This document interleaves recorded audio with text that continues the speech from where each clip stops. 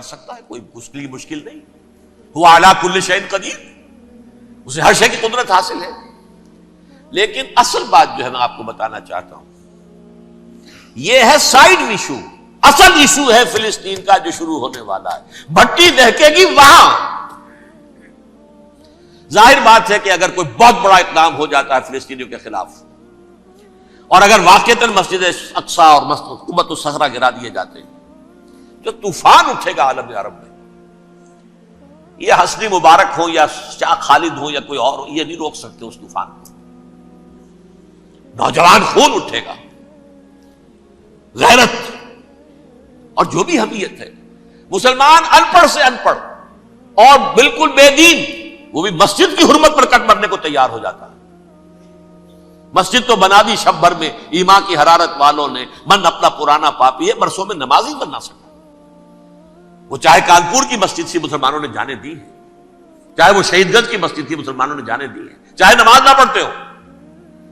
لیکن یہ جو حرمت اور یہ جو حمیت اور یہ غیرت ہے، اس سے جو طوفان اٹھے گا یہ ہوگا اس ملحمۃ العظمی، اس کی طرف پیش رفت ہو رہی. کتاب الملاحم سے احادیث کے حوالے سے کہ جن جنگوں کا حوالہ دیا حضور نے، پیشن گوئی کی ہے، اس کا نقطہ آغاز تھا خلیج کی جنگ. صدام حسین نے اسے کہا تھا یہ مدر آف وارز ہے، ام المحارب، یہ ایک جنگ نہیں ہے. اس کا نقشہ بھی حدیث میں موجود ہے، پیشن گوئی موجود تھی، اس وقت بھی ہم نے شائع کی تھی. لیکن اس میں جو جنگ اب ہونے والی وہ الملحمۃ العظمی.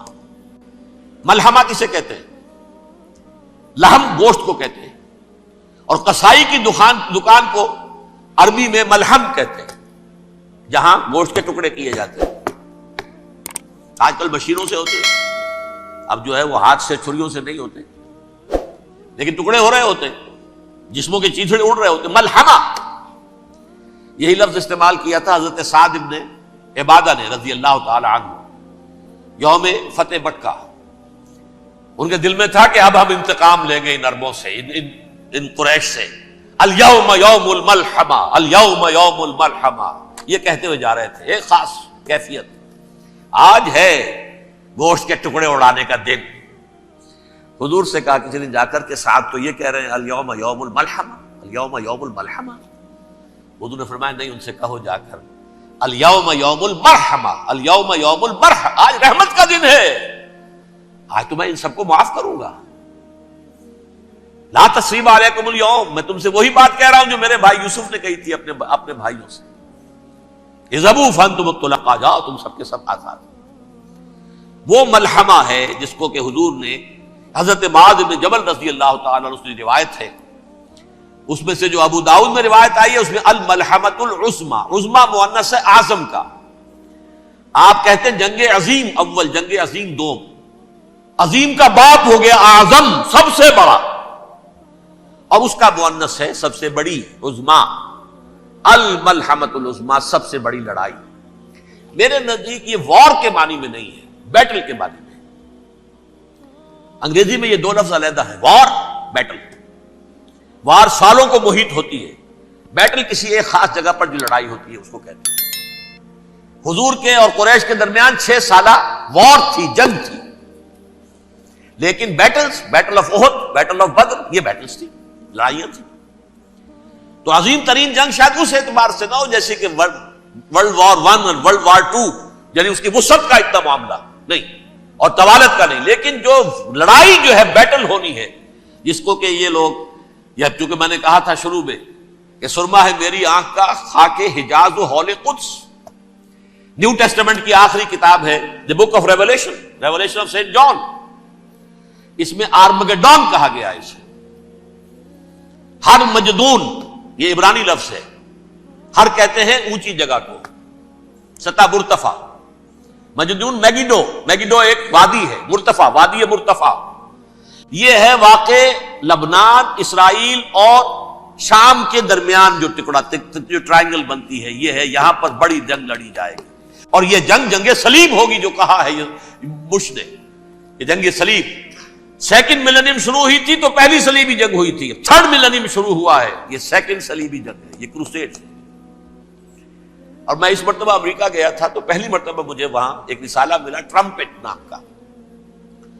یہ امریکہ کے جو بہت ایکسٹریمسٹ قسم کے پروٹیسٹنٹس ہیں، یہ ان کا رسالہ ہے، اور ان کے بارے میں اب کہا جا رہا ہے وہ کرسچین زائنسٹ ہیں.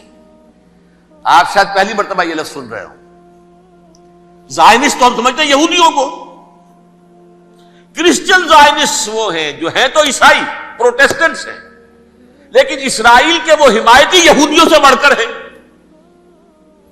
یہ میری کسی پہلی تقریر میں شاید بہت سے حضرات کو یاد آ جائے، میں نے کہا تھا 4 سال پہلے ہمارا تنظیم اسلامی کا ایک کنونشن ہوا تھا ہوسٹن میں، امریکہ کا جنوبی علاقے کا شہر ہے. ایک سیشن اس میں ہم نے رکھا تھا انٹرفیتھ، ایک عیسائی کو بلایا تھا، ایک یہودی بہت بڑا وہاں کا عالم ہے اس کو بلایا تھا. اس یہودی عالم نے ڈاکٹر وشوگراٹ، جو وہاں کی یونیورسٹی میں پروفیسر ایمیریٹس ہے، اس نے کہا تھا کہ یہ اسرائیل کی تو سپورٹ کر رہے ہیں عیسائی، ہم تو نہیں کر رہے. جو پریکٹسنگ یہودی ہیں وہ زیادہ اسرائیل کے حق میں نہیں تھے، یہ تو سن 67 کے بعد انہوں نے اسرائیل کو تسلیم کیا ہے. وہ تو منتظر تھے کہ ہمارا مسیحا آئے گا تو اس کی قیادت میں جنگ کریں گے، جیسے شیعہ منتظر تھے کہ مہدی موعود آئیں گے تو پھر ہم کچھ کریں گے. وہ امام خمینی نے کہا بھائی جب وہ آئیں گے آ جائیں گے، لیکن ہم کچھ راستہ کے لیے.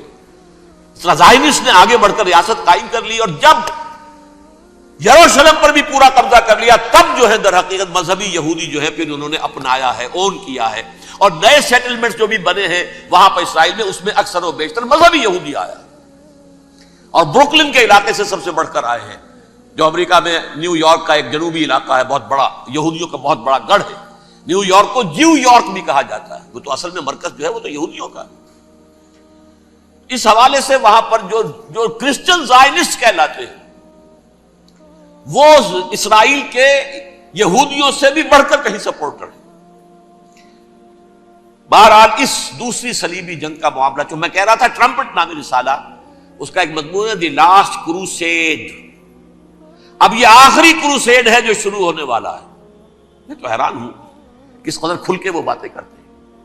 رومن کیتھولکس کو وہ کہتے ہیں کہ یہ شیطان ہے، یہ پوپ شیطان ہے، یہ یورپ کو اس نے جمع کیا ہے کرسچینٹی کی بنیاد پر، اور اس میں زیادہ تر کیتھولکس ہیں.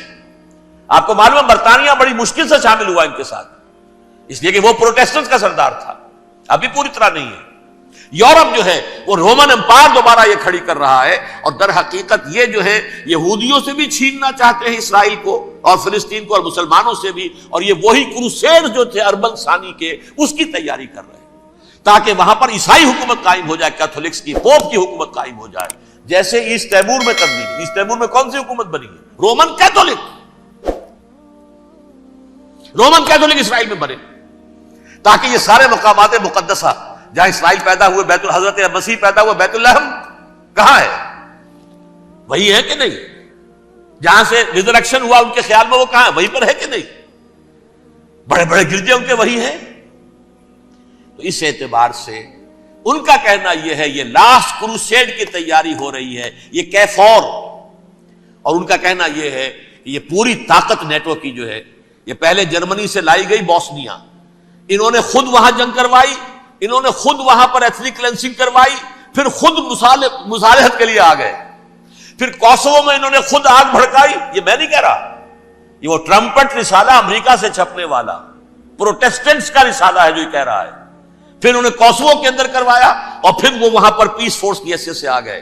اب وہ میسیڈونیا میں کروا رہے ہیں اور وہاں داخل ہو گئے ہیں. اگلا قدم ان کا سائپرس ہوگا، سائپرس میں ترکوں کو اور وہ گریکس کو لڑائیں گے اور وہاں آ جائیں گے، وہاں سے ایک چھلانگ لگائیں گے اور یہ فلسطین میں پہنچیں گے، اور یہ وہاں پر ایک رومن امپائر، اپنی پرانی رومن امپائر کی طرح کی رومن کیتھولک ریاست قائم کرنا چاہتے ہیں. تو وہاں امریکہ کے عیسائیوں میں بھی کوئی ایک طبقہ نہیں ہے، کیتھولکس بھی ہے، کیتھولکس زیادہ نہیں ہے ہمدرد، لیکن اب تابع ہو چکے ہیں.